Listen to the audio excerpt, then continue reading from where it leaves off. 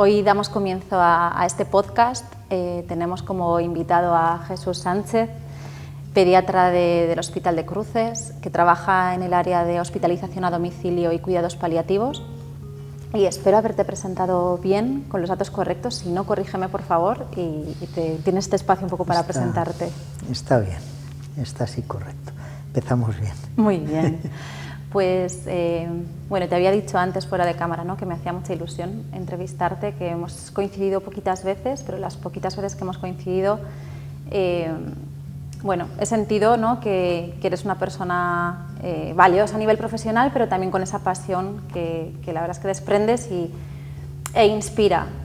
Y bueno, no sé si quieres compartir un poco cómo empezaste, cómo aterrizaste en este mundo de la hospitalización a domicilio. Sí, pues de una forma accidental, ¿no? A veces. Bueno, primero yo estoy encantado de poder contribuir en todos los sitios en donde me llaman para dar una visión más realista de lo que son los cuidados paliativos y lo que no son, porque creo que mucha parte de la población tiene una idea parcial o equivocada, y ahí en donde todos los foros me invitan a hacer, yo encantado por hacer esa labor. Te suelo decir, no sé si las causas o del destino son casuales o hay algo detrás, no lo sé. Cosas que yo me había dedicado durante, bueno, 20 y tantos años a urgencias de pediatría,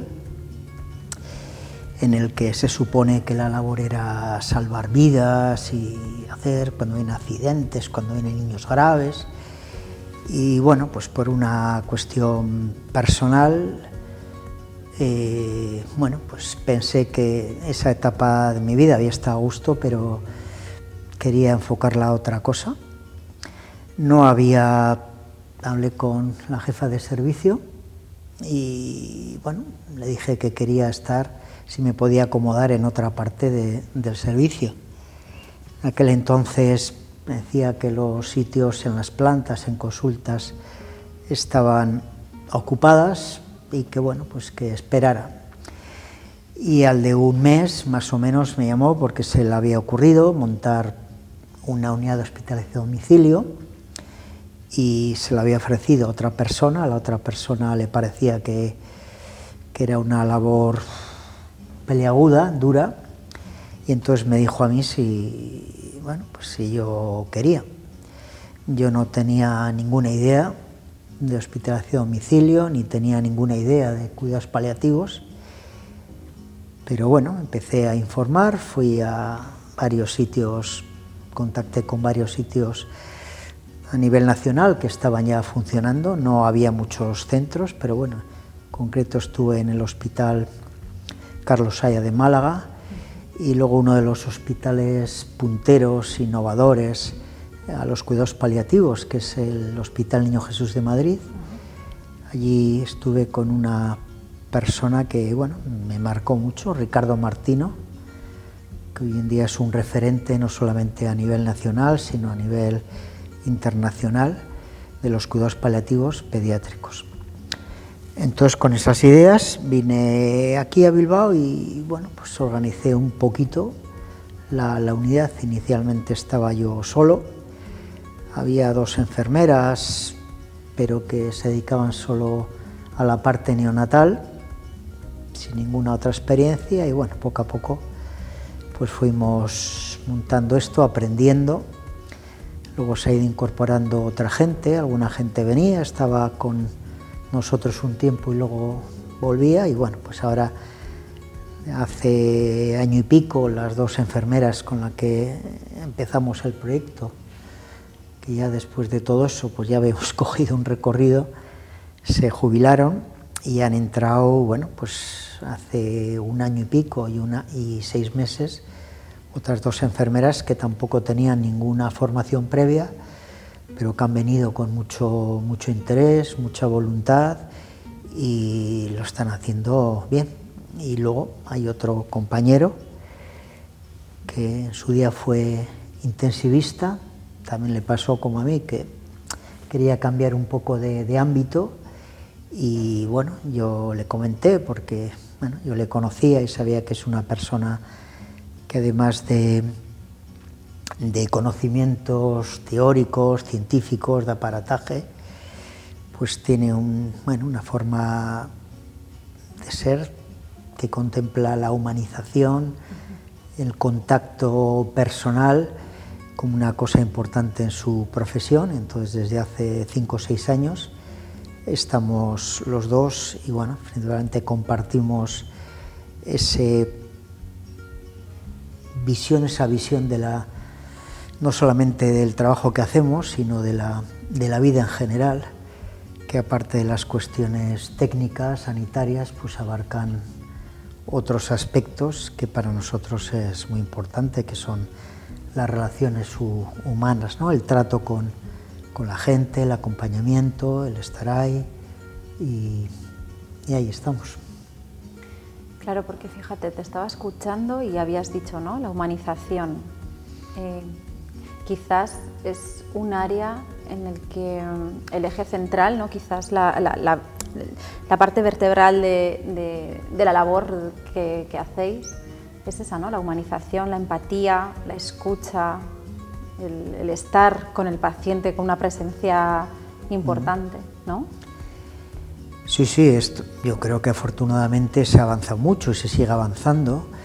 Lo que pasa es que yo creo que hay mucha, pues diríamos, inversión e interés en hacer los espacios hospitalarios más humanos. Ahora vas por las plantas, no solamente del hospital donde trabajo, sino en cualquiera de ellos, y es que hay una decoración mucho más amable, más acogedora, salas de espera, con dibujos, con historias, van payasos, van a veces musicoterapeutas, van diferentes cosas que hace agradable. Pero eso tiene un límite, porque el mayor grado de humanización que pueda haber es que uno pueda pasar su enfermedad, o por la mayoría de los momentos, en su casa. Está muy bien los espacios de intensivos, de las plantas, pero uno realmente, creo que todos, ¿no?, donde nos sentimos mejores en nuestra casa, con nuestra almohada, la comida, tus peluches, el olor de tu casa, la gente, tu mascota, esas cosas que te hacen que tú estés en tu hogar y que eso ayuda y mucho a recuperarte de la enfermedad o de los momentos malos, ¿no? Entonces yo creo que el primer dato o el primer paso o el paso más importante para humanizar la asistencia médica es tratar de llevar en la medida de lo posible el hospital a casa, ¿no? Que uno esté en casa. Hoy en día, gracias a muchos dispositivos técnicos, pues se puede dar una prestación, una atención casi, no te voy a decir totalmente, pero prácticamente igual que en el hospital, ¿no? Se pueden dar medicaciones intravenosas, se puede poner un respirador, se puede hacer que se alimenten por una vía parenteral, una vía central o una vía enteral con una gastrostomía. Se pueden hacer muchas cosas, ¿no? Y eso a los niños y a las familias, no solamente a los niños, sino a las familias, les facilita la vida, ¿no? Porque aunque se hacen muchos esfuerzos, cuando un niño y su familia ingresan al hospital, se rompe toda la dinámica familiar. Y bueno, pues es procurar, desde luego, que las estancias hospitalarias sean lo más breves posible, ¿no? Y puedan ir a casa. Y entiendo que aquí habrá alguna fase, ¿no? Porque habrá familias que cuando se les plantea una hospitalización a domicilio, habrá muchas que estén deseosas, pero probablemente otras sientan inseguridad y miedo, ¿no? Efectivamente, así es, porque, si no tienen experiencia, las dudas, y es verdad, hay familias que se sienten muy arropadas por los médicos que les llevan, porque saben que a veces estos niños pueden tener descompensaciones agudas y claro, pues ahí en el hospital tocas a un timbre y enseguida tienes mucha gente y eso da sensación de seguridad y es cierto, por eso cuando a las familias se les plantea el ir para casa, se les deja muy claro que es una opción personal. Ajá. No es una medida para desalojar una cama y así tener libres más camas y todo eso, ¿no? Y por ahorrar dinero, no es eso. El objetivo es que ellos estén mejor y ellos tienen que valorar los pros, los beneficios y las contras, ¿no? Porque en casa muchos de estas familias tienen diferentes aparatajes, diferentes cosas. Antes de ir, a las familias se les adoctrina cómo manejar todo ese aparataje en casa. No hace falta ser sanitario, hay una estación para hacer y bueno, llevamos más de 13 años y bueno, familias que no tienen ningún conocimiento sanitario han sido capaces y son capaces de manejar aparatajes que ellos mismos se veían incapaces de hacerlo, ¿no? Entonces tienen apoyo antes y durante, ¿no? El irse a casa no supone que van a casa a su aire, sino que tenemos siempre un contacto telefónico directo, aparte de las visitas que hacemos.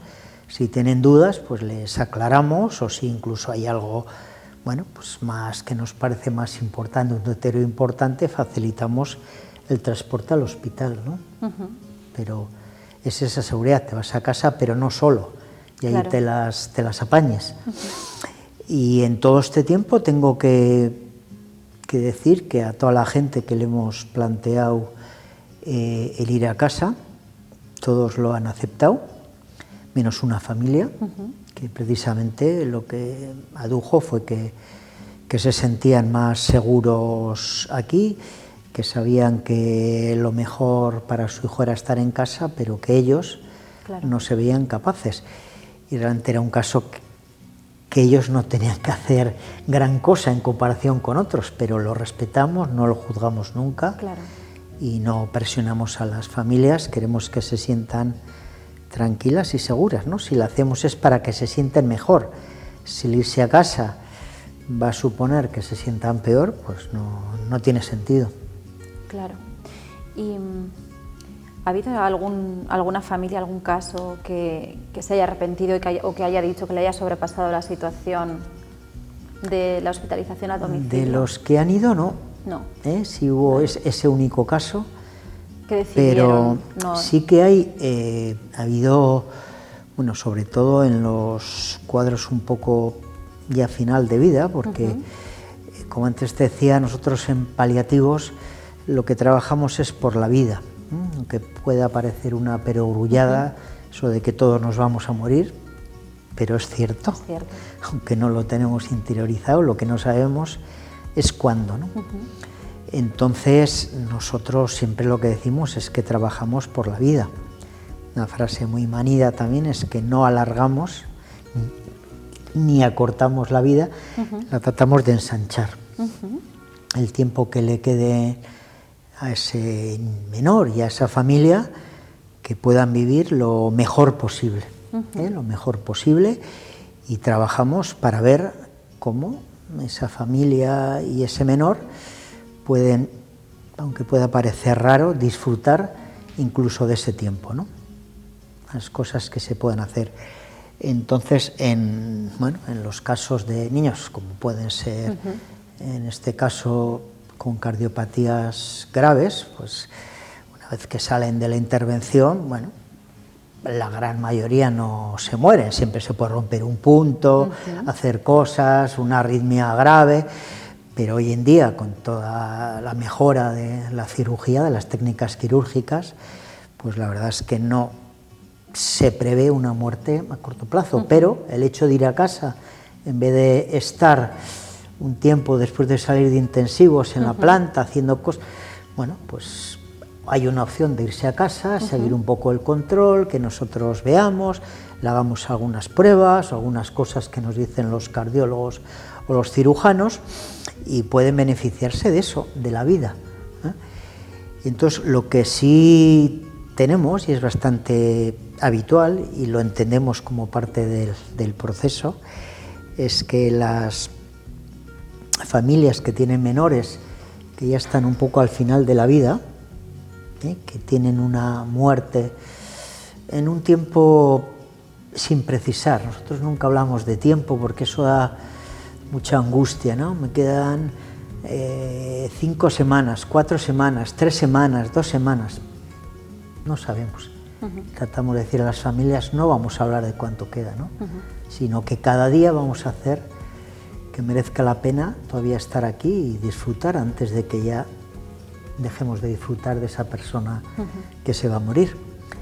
Y al principio, claro, cuando se les dice la posibilidad de ir a casa, pues primero esas familias no la aceptan porque piensan que ya cuando se va a casa es que ya está ese término que se dice a veces desahuciado. Sí. Y la propia palabra es que ya te deja por los suelos, ¿no? Sí. Ya no hay nada que hacer. Sí. Entonces solemos decir, no hay nada que hacer para curar lo que le pasa, no se va a curar. Pero hay muchas cosas que hacer para que el resto de vida que le quede, hasta el último día, pueda vivir él y la familia lo mejor posible, ¿no? Entonces al principio pues no quieren, porque además piensan que el ir a casa es como te mandan ahí y te vas a morir. Y si tiene dolor, y si vomita, y si se cae, y si tiene convulsiones, parece que quedan a su aire, ¿no? Es que igual se sienten, ¿no? Quizás la frase al principio, el que te manden a casa, es un poco como sentirte abandonado, ¿no? Desamparado, sin conocer, y de ahí el motivo, ¿no? De traerte sin conocer la labor que hacéis, y que hay un plan, hay un protocolo, no es os quedáis solos. No. Y fíjate, según te estoy escuchando, al final lo que me transmites es que no hay nada más humano que respetar el proyecto de vida y volver a casa, estar en tu camita, yo siempre les digo, ¿no?, a mis pacientes, volver a tu camita, claro, con los macarrones que te hace ama, no los del hospi, que por mucho empeño que pongan no son los de tu ama, ¿no? Es lo más cercano a respetar tu proyecto de vida. Él te decía que tienen esa idea, ¿no?, de todas las cosas que les pasan y a veces la cargan con nosotros, claro, ¿no?, porque parece que somos nosotros los desahuciadores. Los desahuciadores, los que vamos ahí a dar el golpe de gracia. Y lo entendemos, nunca claro, nos lo tomamos como una cosa personal, claro, porque además lo que nos dice la experiencia, no nuestra, sino de otros equipos que hay por el Estado y por el mundo, es que, bueno, cuando tú estás ahí y no te vas y poco a poco van viendo lo que puedes hacer con ellos, luego hay un acercamiento y luego tienen una dependencia nuestra porque, bueno, pues para ellos somos importantes, ¿eh? Muy importantes. En palabras de ellos, sí. No lo que decimos. Sí, sí. Entonces, bueno, estamos ahí, nosotros solo les decimos, mira, solo déjanos a prueba unas semanas para que veas lo que podemos hacer en casa. Claro. Entendemos que tú no acabes de entender esto y que no te resulte agradable que nosotros vayamos allí, solamente déjanos 1 o 2 semanas, vamos a ir y vas a ver lo que podemos hacer y lo que os podemos servir de utilidad. Y si no lo veis, no pasa nada, nos retiramos. O si ahora no es el momento, porque las personas, todas las personas tenemos diferentes velocidades de asumir lo que nos dicen, ¿no? Unos más rápido y otros no. Entonces al principio, bueno, pues hay personas que no lo ven, no, yo no quiero paliativos porque mi hijo no se está muriendo. Sí se está muriendo, ¿eh? No al día siguiente, una semana, pero ya está empezando un poco el camino a esa fase terminal, ¿no? Y bueno, llega un momento que lo asumen, se dan cuenta, no es fácil y hasta a veces es un mecanismo psicológico de defensa, claro, el anular eso que me dices porque es tanto el dolor que tienes que no puedes entender. Claro. Entonces estamos tranquilos, no pasa nada, ya volveremos a hablar, tienes el teléfono, si quieres nos llamas, si quieres no, o más adelante, dentro de 1 semana, 1 mes, 2 meses, tu proyecto de vida, ¿no? Tener tu proyecto, lo que queráis hacer. Y en muchos casos, pues eso, ¿no? Ven que estamos ahí, estamos a pesar de que ahora la guerra esa que hay, que sí 24/7 y por las noches, y lo que ocurrió hace unos meses, una cosa que aunque no está en nuestro contrato laboral, porque nuestro contrato laboral es de 8 a 3, de lunes a viernes. Entonces, como yo decía en esa época, como si la enfermedad o la muerte entendiera de horarios, festivos, vacaciones. No entiende, ¿verdad? No entiende de horarios, entonces hay que hacer una atención. Dicen que bueno, pues que si siempre nos dijeron desde el principio que si en esas horas, fuera de nuestras horas, tiene un problema, que vayan al hospital. Les estás diciendo que pueden ir a casa y en cualquier problema van al hospital, no es coherente, ¿no? Y entonces nosotros desde el principio hemos hecho lo que hicimos en enero siempre, aunque no nos pagan, ni nos cubre el seguro, ni estamos cobijados, horario de trabajo, pues tenemos un contacto telefónico y a veces presencial, desde luego en los finales de muerte. El día de Navidad, un domingo, a las 12, a la 1, a las 2. Es que... Y eso es lo que le da seguridad, claro, a las familias, ¿no? Sabiendo claro, que en un momento dado en casa tienen medicación, les decimos si tienen esto cómo poner o si tienen dudas. Oye, le pongo, es que no sé, sí, mira, es esto, mira, tienes, claro. Les dejamos todo preparado y si tienen dudas, vamos allí y eso a ellos les da seguridad. Claro, claro. Y además que desde tu empatía y desde tu profesionalidad entiendo que te rompe un poco los esquemas, ¿no? El pensar cómo voy a, ahí sí, abandonar a un paciente en ese momento tan importante, ¿no? Como puede ser un desenlace final, ¿cómo les voy a dejar, ¿no? O sea, es como, desde la empatía que percibo en ti, es como impensable. Claro, ¿no? A mí que me obliguen o que me digan eso, decir, no, pues es que no te permito que vayas y no te permito que cojas el coche o medicaciones, pues que no es para mí, es para hacer algo y bueno, pues sí tengo que ir con mi coche, ya vamos en el coche del equipo, porque nuestro coche con el logo, o sea, que de hecho puede aparcar en sitios que claro, yo si voy con mi coche no puedo. No puedes, claro. Vamos cargados, tenemos que estar, vamos, unas cosas que son como de perogrullo, que todo el hospital, todo Sakidecha lo sabe desde hace 13 años, lo que hemos hecho, y bueno, pues sí, sabían esto, pero no decían nada porque de alguna forma nosotros les hemos estado arreglando y les seguimos arreglando el problema estructural de no dar cobertura 24/7. Entonces, bueno, pues sí, ya sé que hacen estos, pero mira, como me quitan un problema que no tengo que arreglar. Claro.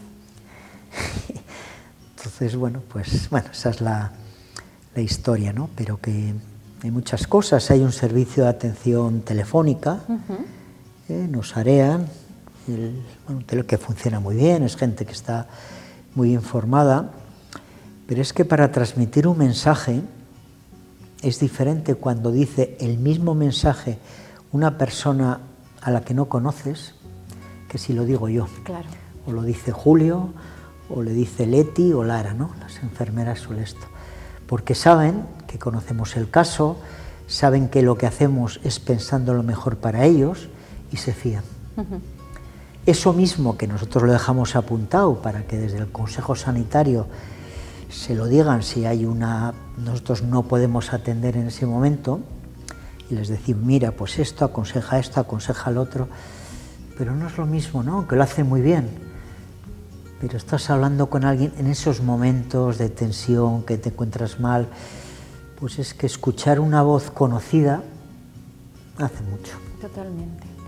Y Jesús, ¿toda esta empatía la has ido desarrollando a lo largo de estos años o es algo que crees que venía contigo un poco de pequeño? Porque sí, bueno, es impresionante la sensibilidad no sé que si tienes. Es un poco soberbia por mi parte o egolatría, pero yo creo que sí, ¿no? Desde siempre he estado desde pequeño, trabajando, bueno, pues con niños.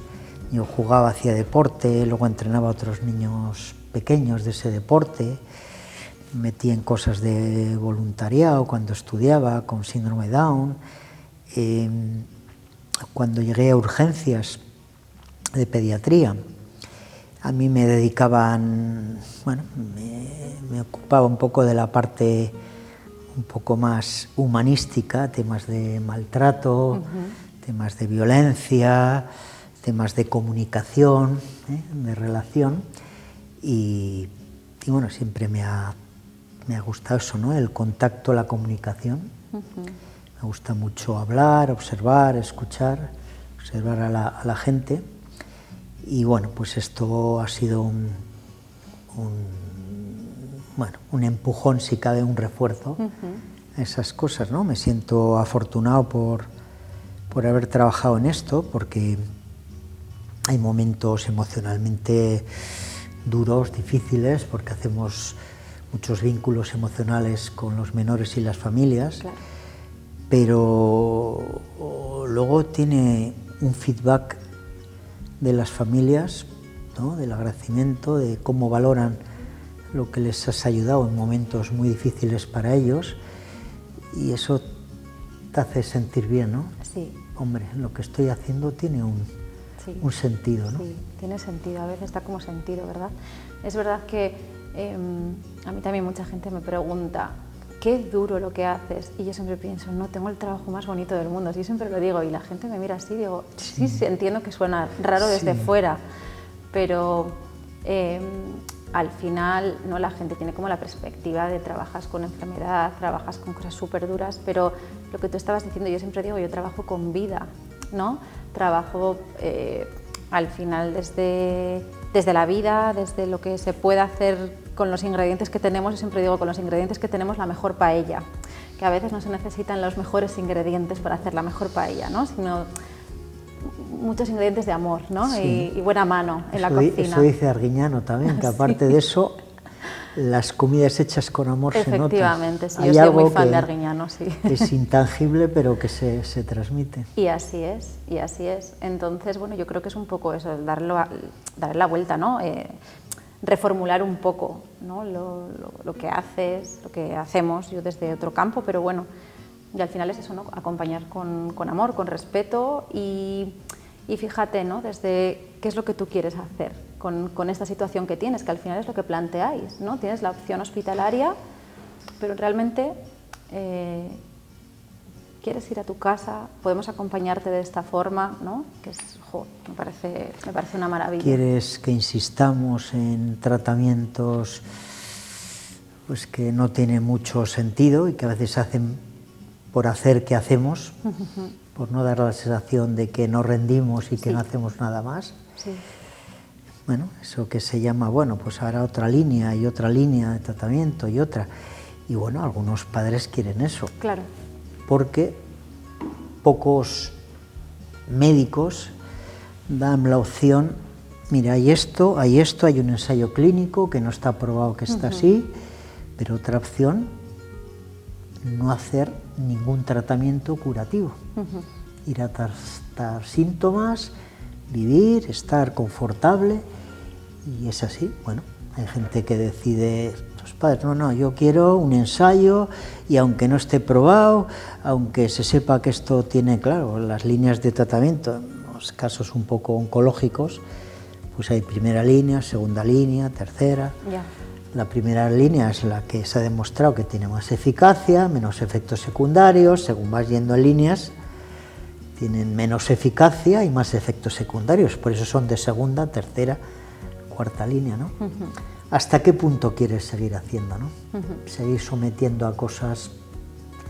¿Crees que a ti te gustaría, si tú fueras tu hijo, a veces cuando son mayores o son adolescentes, les preguntas, ¿no? Porque los niños saben.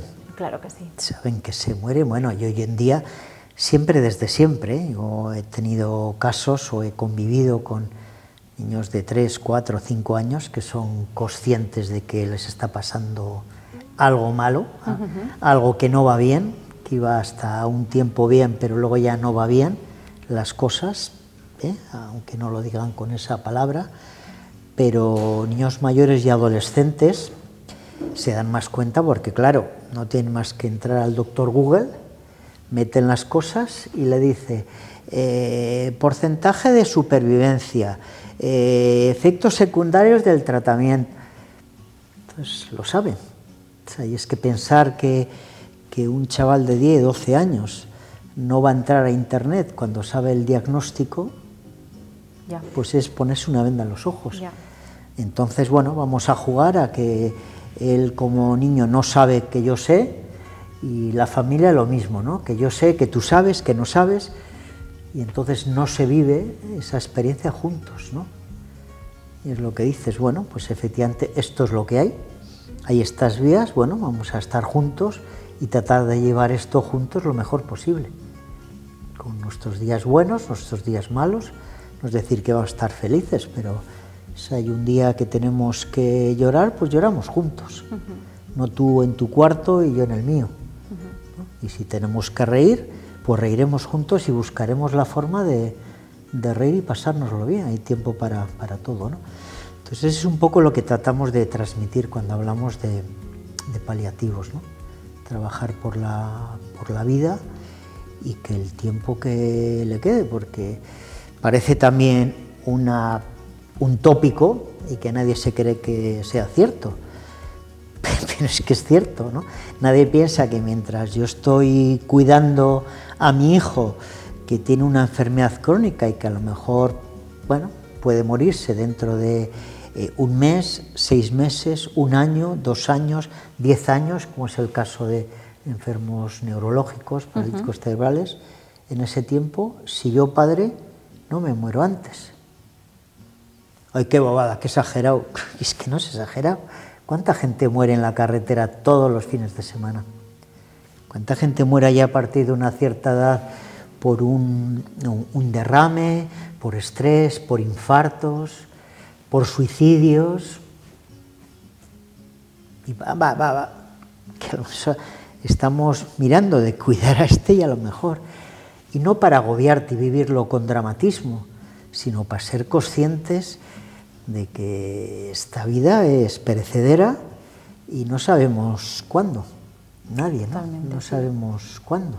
Pero a veces vivimos como si fuésemos eternos, ¿verdad? Sí, claro, y eso es lo que nos venden, ¿no? Hay ideas, yo a veces oigo por ahí ideas que ya están encontrando el gen del envejecimiento, y ahora han hecho hace poco, me decía mi madre ayer, que habían estudiado una mujer catalana, no sé si de 117 años o 107, 110, entonces le habían estado haciendo un análisis genético y a ver qué comía, qué hacía, qué no sé qué, qué no sé cuánto, y entonces, bueno, pues una de las cosas que decía es que desde hace no sé cuántos años tomaba 5 yogures al día de la misma marca. Entonces, claro, es que eso... Nada, no sin sé stock. si será por eso. Se quedarán entonces. Sin stock, no sé si será por eso o por lo otro, ¿no? Pero, y que Putin ya ha dicho que no, que ya sabe que va a vivir, de momento, por lo menos 150 años. Bueno, sí, en fin, sí que es cierto que vivimos un poco con...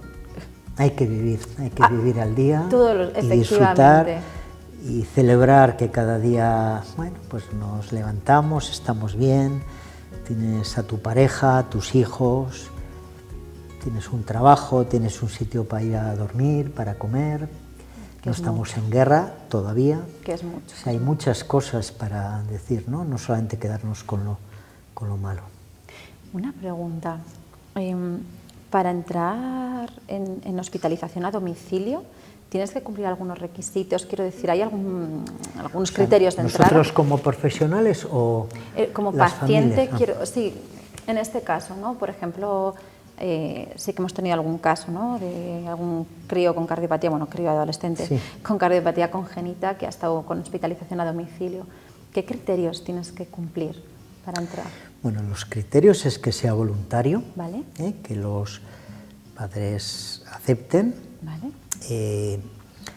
El segundo, diríamos, requisito es que acepten hacer ciertas labores de enfermería o de medicina. Para eso se les hace un adiestramiento, ¿no? Vale. Pero que asuman y accedan a hacer eso. El siguiente es que reúna unos mínimos criterios de habitabilidad, ¿no? En cuanto a accesibilidad, subir, el poder en un momento dado, si es preciso, evacuar con rapidez, que tengan, bueno, pues que esté limpio, que esté higiénico, porque a veces algunas máquinas que van hay que guardar un poco la asepsia, que tengan buenas tomas de corriente, en los casos, es decir, esto es muy individualizado, ¿no? Hay veces que vamos a su casa antes para ver si la casa reúne condiciones. Y uno de los temas importantes, por ejemplo, es la electricidad. Y algunos pacientes que están en casa están con un respirador que va conectado a la corriente eléctrica. Si se va a la corriente eléctrica, igual que ocurre en un hospital, hay unos grupos electrógenos de emergencia. Porque si uno está respirando por una máquina y esa máquina se para, se muere. Y entonces, bueno, hay una vía por medio de, esto es una anécdota, pero bueno, por Iberdrola, que Iberdrola tiene identificado esos casos, que no son muchos, para que en caso de un apagón, bueno, van ahí con sus grupos electrógenos o son los primeros que atienden, ¿no? Quiere decir que se hace un poco esas características. Cuando empezamos había un criterio de proximidad y es que no vivieran a más de 30 minutos de desplazamiento del hospital, por si había que volver, ¿no? Eso nosotros con la experiencia lo hemos flexibilizado, en el sentido que, bueno, no todos necesitan o se prevé que haya un traslado tan urgente, ¿no? En ese caso, hoy en día está el helicóptero, hay ciertas cosas, pero bueno, antes era un requisito. Y luego la otra es que una vez que está siempre tiene libertad para volver a casa, ¿no? No es decir, bueno, ahora como estás en casa, pues hasta que nosotros te demos el alta, te quedas en casa. Todo es modificable. Sí, todo es reversible, momento, ¿no? Que se puede. Y en cuanto a patologías, ¿hay algunas que estén excluidas del programa de hospitalización a domicilio? Es más, cada vez estamos incorporando más. Dentro del hospitalización a domicilio hay patologías agudas, como pueden ser niños que tienen una sepsis, una artritis o una mastosinuditis, una celulitis que necesita un tratamiento antibiótico, aunque cada vez se acortan más los tratamientos antibióticos intravenosos, pero hay algunos que necesitan más tiempo, que están ya sanos, están recuperados de esa infección, pero que hace falta 1, 2, 3 semanas para acabar de matarle al bicho. Y bueno, pues la diferencia es estar esas 3 semanas en el hospital o estar en su casa, que bueno, hay unos dispositivos que pueden ir con una bomba y que incluso pueden ir a clase. Fíjate, la diferencia, vaya diferencia. ¿no? Y entonces esos son los cuadros agudos. Hay otras heridas por quemaduras o lesiones de heridas postquirúrgicas que antes, bueno, pues estaban allí por hacer las curas de quemaduras y, bueno, pues estas enfermeras se han formado para hacer curas complejas, lo mismo que se hacen allí, pues hablamos con los cirujanos plásticos y qué material se necesita, qué tipo de curas, cada cuánto, y vamos y las hacemos en casa, ¿no? Entonces esas son cosas de hospitalización que no son de enfermos crónicos, paliativos, sino que son agudas. Y de hecho, algunos niños oncológicos que no nos los pasan por paliativos, pasan pues porque los niños oncológicos, por ejemplo, o los niños que tienen un Broviac o un catéter central, están en alto riesgo de infectarse, ¿no? De que se infecte esa vía central y hacer una bacteriemia. Y bueno, pues a un cardiópata o a un oncológico, cuando están en fase, diríamos, estable, pero han tenido una bacteriemia, una infección, pues van a casa y nosotros les administramos, y ese es el primer contacto. Entonces ya si más adelante tenemos que ir ya por un tema, ya nos conocen, ¿no? Ya nos conocen, saben cómo actuamos, saben qué filosofía de tratamientos tenemos, y eso facilita luego posteriormente. Y fíjate, y esto me recuerda un poco a la medicina, no sé si suena mal, pero como un poco antigua, o sea, quiero el decir... médico rural, sí, efectivamente, lo que me contaban mis amamas, ¿no? Y además hablaban con un cariño del médico porque iba rural a casa y claro, el médico conocía a tu familia y conocía tu habitación y el trato, pues muchas veces era eso, ¿no? Muy personalizado, muy... Tú estás malita y yo te atiendo en tu cama, o sea, no te mueves tú para venir donde mí, sino me muevo yo para ir donde ti. Y ahí se generan unos lazos, ¿no? Que yo creo que se estaban como, o se están, no sé si hablar en pasado o en presente, como perdiendo un poco, ¿no? Solemos decir, ¿no? Es una comparación perfecta que nosotros mismos solemos decir. Los primeros paliativistas, sin saber que eran paliativistas, eran los médicos rurales. Sí. No tenían horario, se desplazaban y para todo, ¿no? Tenían pocas medicinas, pero tenían el acompañamiento. Efectivamente. Estar ahí, el soportar, no soportar de algo malo, sino el dar soporte, que te estoy, no te soporto más, no en el sentido negativo, sino el prestar soporte, ¿no? Apoyo, acompañar. Y eso hace mucho, ¿no? Saber que teníais ahí, sí, es un modelo, y eso se avanza mucho en labores técnicas, en especialización, se avanza un montón. Gran parte del avance de la medicina es pues esos avances técnicos, pero quizás se ha perdido un poco esa parte de humanización, ¿no? Absolutamente, sí, y se pierde la mirada. ¿No? Sí. Hay pacientes, y una vez participé en un foro de adherencia al tratamiento, yo creo que no les caí muy bien a algunos de los médicos que estaban allá, porque yo puse un poco esa nota encima de la mesa, ¿no? Como esa reflexión de si realmente miramos a nuestros pacientes, pero es que es así. ¿Y qué ocurre? Que haya una baja adherencia al tratamiento, sobre todo en las crónicas, en ciertas patologías crónicas, porque nadie te está explicando y nadie te está... O sea, es como que no soy importante para esta persona que tengo delante, me está dando esta pastilla, pero no confío porque no sé quién me está hablando, ¿no? Y no sé por qué me está hablando. Entonces, todo ese contexto falta, toda esa, fíjate lo que tú estás diciendo, toda esa relación falta y no confío. Entonces... Por eso algunos médicos, algunos de mis colegas, pues cuando hablamos de estas cosas, ellos en el fondo yo creo que se sienten que no están haciendo todo lo mejor, tú les estás haciendo ver otras cosas en las que ellos no están cayendo. Y entonces, ¿cuál suele ser la respuesta habitual a eso? Pues la agresividad o desmontarte tú eso, ¿no? Es que esto no... Hay ejemplos, o sea, una persona está ingresada al hospital y tiene los tratamientos, que bueno, pues los tratamientos a veces se acomodan a los pases de enfermería, a los horarios, ¿no? Y entonces, pues eso, ¿no? Pues igual hacen a las 8 de la mañana, a las 13, a las 21 y a las 2 de la noche. Entonces, claro, se va a casa y tiene que seguir esa misma pauta.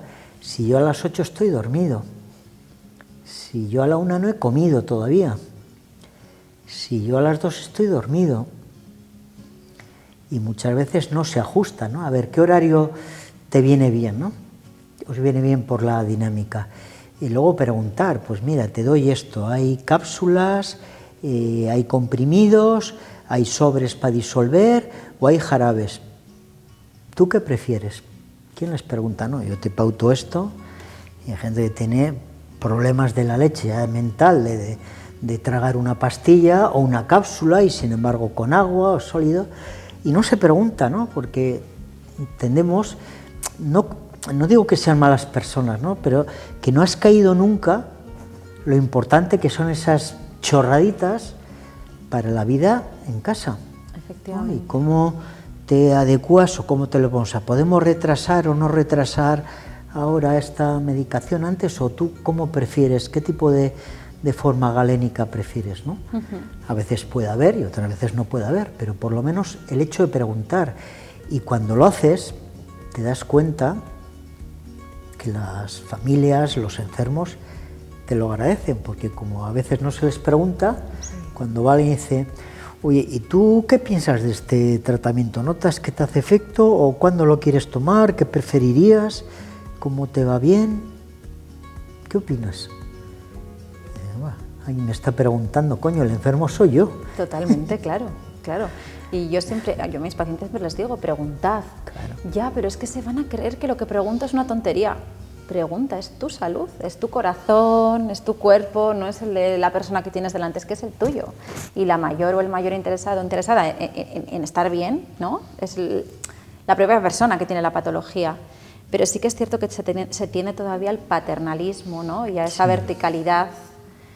Y a veces, ¿no? Desde cuando tú eres el paciente te sientes vulnerable y fíjate, no quieres herir los sentimientos de la otra persona. Fíjate, muchos pacientes hacen como esta reflexión, ¿no? De es que no le quiero ofender con la pregunta o a ver si se va a sentir cuestionado, ¿no?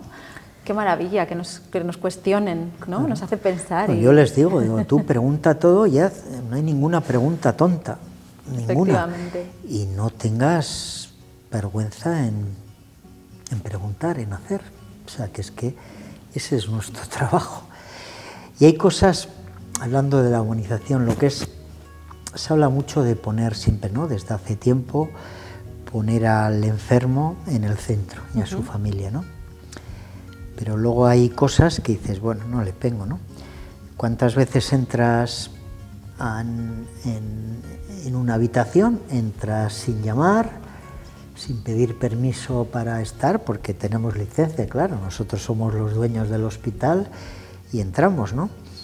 Y entramos pues a veces con enfermería, con auxiliares, con estudiantes, con residentes, no presentamos a quién está y si hay, bueno, pues médicos y residentes de enfermería, pues está claro que tienen que hacer el pase, ¿no? Pero cuando hay estudiantes, pues por lo menos pedirles permiso. Mira, ¿te importa hablar siempre referirte por su nombre, ¿no? ¿Te importa, Iñaki, que estén con nosotros, están en un periodo de información? ¿Te importa? Y si no, pues estarán fuera. Claro. Un detalle. Otro, cuando le vas a explorar, no pides permiso, ¿no? Abres la sábana y si le tienes que explorar con pijama, ¿no? Subesla esto, le dejas en pelotas o no pelotas. Qué mínimo que decir lo que vas a hacer. Tenemos que explorar, ¿no? ¿Te importa que te levante esto? Igual si le tienes que explorar la tripa, como ahí estás con el pijama, pues debajo estás en pelota, ¿tienes o no tienes? Bueno, pues puedes poner una sabanita por debajo y por encima y dejar solo la tripa, ¿no? Son bobadas que parece, pues lo importante es explorar. Y si le voy a explorar, le voy a auscultar, ¿por qué tiene que estar desnudo para abajo, ¿no? Pero bueno, esa es la verdadera. Esas cosas a la gente le llega, ¿no? Cuando tú le preguntas eso, ¿cómo me está pidiendo permiso para explorarme? ¿Me dejas que te explore? Claro, le tienes que explorar. Si te dice no, dice, bueno, pues si no quieres no te voy a explorar. Pero claro, yo que sepas que al no explorarte, pues no voy a poder ver muy bien cómo va tu evolución, ¿no? O sea, no te esfuerzo, pero te digo, si haces esto, tiene esas consecuencias y si no lo haces, la otra. Entonces claro, tú verás. Te informo, te empodero. Y fíjate, y es que esa es la verdadera humanización, no tener la pared pintada, ¿no? Con colorines o con arcoíris, sino esto, preguntar, ofrecer opciones, yo qué sé, o sea, realmente, insisto, ¿no? Acompañar en ese proyecto de vida, que es tan importante. Y una cosa que yo veo que es importante también es empoderar a las familias, ¿no? Hacerles, todos solemos hablar de crear un equipo terapéutico, un equipo terapéutico en el que estamos incluidos sanitarios y no sanitarios, voluntarios, pero también la familia. Sí. Y que ellos sepan que pueden participar en ese proceso curativo, ¿no? Pues haciéndonos un registro de los síntomas o viendo lo que les parece la reacción, lo que le mejora, no le mejora, administrando medicación. O sea, ellos participan. Y qué cosa más buena para unos padres que sentir, igual que alimentan, que cuidan y están haciendo algo, no ya los médicos, las enfermeras, sino yo también estoy de algo para curar, estoy colaborando en cuidar. Y eso como padres te llena. Y fíjate, me ha llamado, sí, efectivamente, la atención, y te lo iba a preguntar, te lo iba a mencionar, me ha llamado muchísimo la atención que has mencionado mucho a las familias, que a veces para algunas cosas se pone mucho foco en las familias y para otras de alguna forma no se les hace tan partícipes.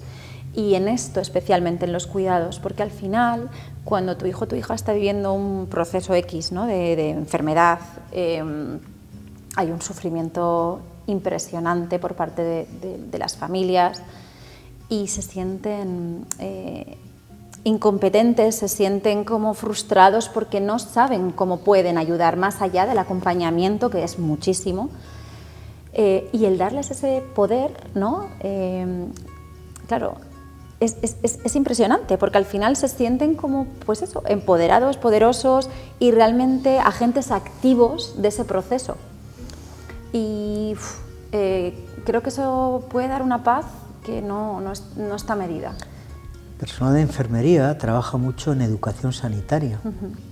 Es decir, pues los padres les enseñan cómo darle la vuelta a alguien que tiene algún dispositivo en la cara, cómo limpiarle por aquí, cómo limpiarle por allá, cómo se hace la cura de una herida, cómo lavar la boca, cómo cambiar las sábanas, cosas que se hacen en el hospital, que tú ves a las auxiliares de pim, pim, pam, alguien que no se mueve, te mete la sábana por aquí, por allá y se queda toda la sábana plegadita y bien, porque ¿quién no ha sufrido un plieguecito de la sábana que tienes ahí, que no te puedes mover y que te machaca? ¡Qué chorrada! Pues eso, pues les enseñan cómo hacer esas cosas, cómo llevarles, o a veces llevarles con una silla, con un andador, con una grúa, o sea, cómo cuidar, ¿no? Cómo cuidar cómo se trata la fiebre, los vómitos, esas cosas menores, cómo cuidar. Claro, pero cómo cuidar a lo que más quieres en el mundo. O sea, fíjate, qué importancia, ¿eh? Qué importancia, cómo cuidar a lo que más quieres en el mundo en este momento tan delicado. O sea, que es que no tiene precio, de verdad. Y de verdad que estaría 5 horas más hablando contigo, pero bueno, tenemos que ir cerrando. Y sí que quería hacerte una pregunta. ¿Eres feliz con esta labor que haces, con este trabajo, con tu profesión? Sí. A ver, tengo muchos momentos de felicidad, porque ese concepto de la felicidad absoluta no existe. No. Y el que aspire a eso, pues se va a frustrar. Es atesorar momentos de felicidad. Y hay muchos momentos, hay momentos duros, pero hay momentos de no sé, una satisfacción interna, ¿no? Uno de estar, ¡guau!, subidón, ¿no? Cuando estás con gente y bueno, percibes que le estás ayudando, que esa gente, sin decirte nada, solamente con la mirada te está agradeciendo lo que estás haciendo. Y luego hay otros momentos que nos reímos. Gente que piensa también que somos los paliativistas muy serios, muy tristes, y hay un humor negro incluso con las familias que hay que saber. El humor, sí, claro, es como un bisturí. Desde luego. Lo tienes que utilizar al momento, y eso lo haces cuando estás con esto, ¿no? A veces una broma, si la digo yo y sé cuándo ponerla, pues es aceptada y a veces sirve para destensar las cosas, ¿no? Pero si hay otra que no conoce y lo dice a destiempo, pues hay, pero el humor es importante. Y el juego, ¿eh? El juego es una cosa inherente a la infancia, incluso a la adolescencia. Entonces hay que procurar que jueguen con lo que les gusta. Es diferente el juego de un niño de 2 años, de 6, de 10, de 16, 18, con las Wiis, pero volvemos a lo mismo, disfrutar, ¿no? Qué bien. Y disfrutando ellos, viéndoles, no lo digo por mí, pero yo creo que todos los que trabajamos en esto disfrutamos viendo que ellos disfrutan. Qué bien, Jesús. Pues muchísimas gracias, de verdad, he sido súper feliz escuchándote y compartiendo este ratito contigo, así que estoy súper agradecida y yo creo que cualquier persona que te escuche, vamos, no sé, yo creo que se le ilumina un poco, ¿no?, el alma. Pues si sirve para eso, bienvenido sea. Pues muchas gracias, Jesús. A vosotros.